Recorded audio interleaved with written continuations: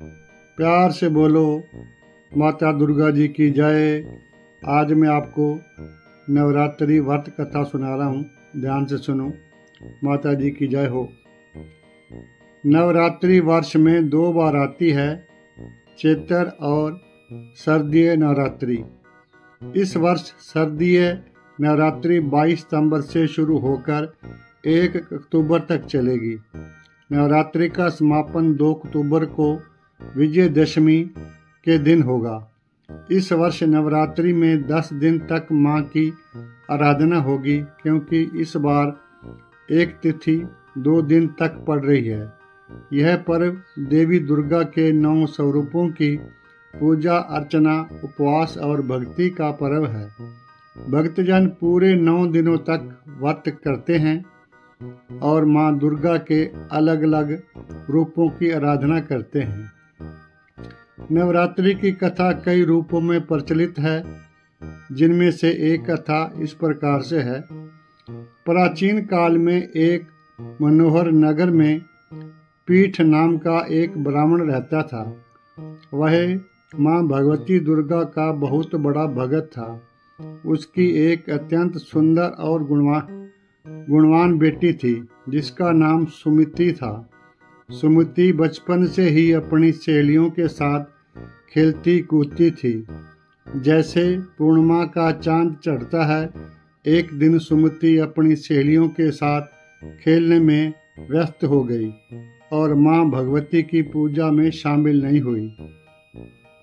यह देखकर उसके पिता को बहुत क्रोध आया। क्रोध में आकर उन्होंने अपनी बेटी से कहा, हे दुष्ट पुत्री, आज तुमने भगवती माता का पूजन नहीं किया, इसलिए मैं तुम्हारा विवाह किसी कुष्ठ रोगी या दरिद्र मनुष्य के साथ करूंगा।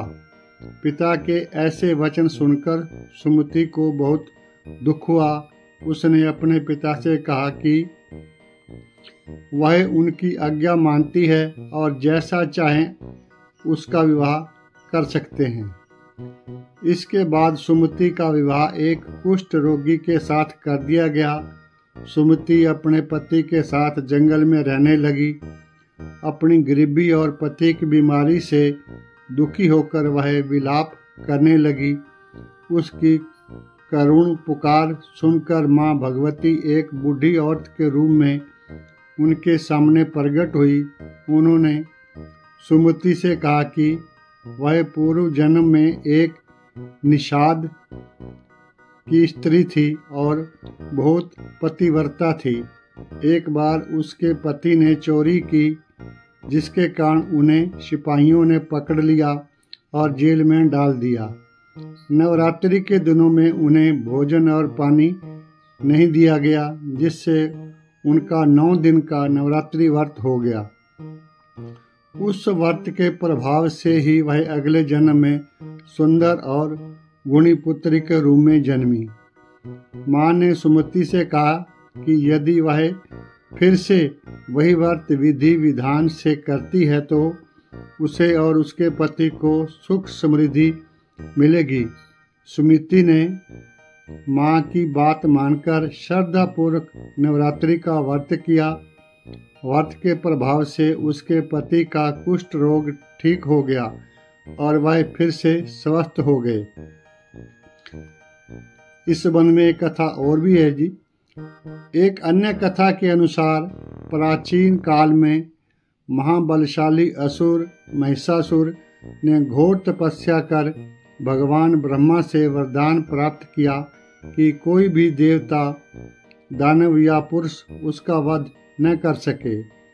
वरदान पाकर महिषासुर ने तीनों लोकों में अत्याचार करना प्रारंभ कर दिया। उसने इंद्रलोक पर अधिकार कर लिया और देवताओं को स्वर्ग से निकाल दिया। सभी देवता अत्यंत दुखी होकर भगवान ब्रह्मा, विष्णु और महेश के पास गए और प्रार्थना की। तब तीनों देवों के तेज से एक दिव्य स्त्री का प्रगटीय हुआ। वह और कोई नहीं, स्वयं आदि शक्ति मां दुर्गा थी। देवताओं ने अपने अपने दिव्य अस्त्र शस्त्र उन्हें प्रदान किए। माँ दुर्गा ने 9 दिनों और 9 रातों तक महिषासुर और उसकी सेना से युद्ध किया। 10वें दिन उन्होंने महिषासुर का वध कर दिया और देवताओं को उनके लोक वापस दिलाए। इस विजय की स्मृति में नवरात्रि व्रत रखा जाता है।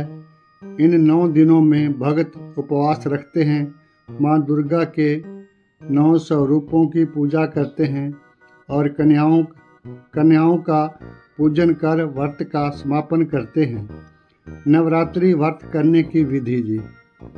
प्रातः स्नान कर संकल्प लें और माँ दुर्गा का ध्यान करें।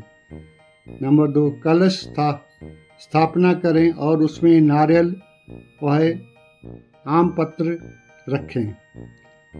तीसरा, अखंड ज्योति जलाएं और दुर्गा सप्तशती का या देवी महात्म्य का पाठ करें। 9 दिनों तक सात्विक भोजन करें या फलाहार व्रत रखें। अष्टमी या 9वीं तिथि पर कन्याओं का पूजन करें, उन्हें भोजन कराएं और भेंट दें। दशमी को व्रत का समापन करें और विजयदशमी का पर्व मनाएं। नवरात्रि व्रत का फल। जीवन से नकारात्मकता और दुख दूर होते हैं। घर में सुख शांति और समृद्धि आती है। भक्त को बल बुद्धि साहस और विजय की प्राप्ति होती है। माँ दुर्गा की विशेष कृपा प्राप्त होती है। इस कथा का सार यह है कि सच्चे मन से किया गया नवरात्रि का व्रत और दान पुण्य करने से व्यक्ति को हर दुख से मुक्ति मिलती है और वह सुख समृद्धि और सौभाग्य प्राप्त करता है।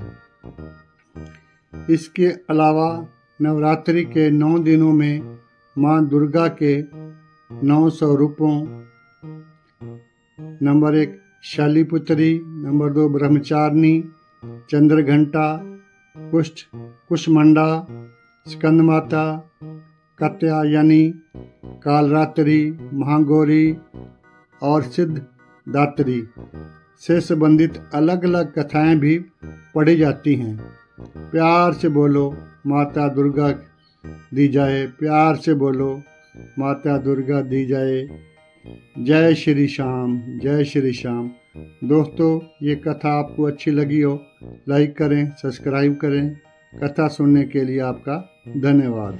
दोस्तों, यदि आपको वीडियो अच्छी लगी हो, लाइक करना, सब्सक्राइब करना, नोटिफिकेशन बेल दबाना, कमेंट करना। अगर आपको ऐसी और कथें सुननी है तो बीकर चैनल पे जाके लाइक सब्सक्राइब करना पर भूलना मत।